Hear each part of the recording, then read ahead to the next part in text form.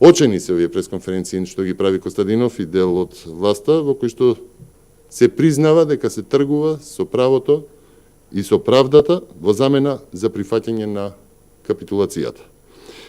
Единствена амнестија која што е на маса, покрај амнестиите за Зоран Заев, од Зоран Заев до Боро Малборо, се амнестиите кои што СДСМ преку насилна промена на устав ги пакува за себе заради капитулацијата и секојдневните низи на криминални делувања. Газењето врз демократијата, газењето врз референдумот и насилството врз пратениците од опозицијата нема да помине. Власта е на колена и ова се очени напори кои ги прави за да се избега од словото на законот.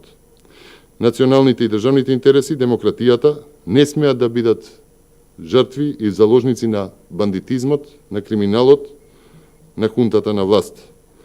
Ниеден премиер, ниеден политичар не е над народот и неговата волја изразена на референдумот кој што помина на 30 септември.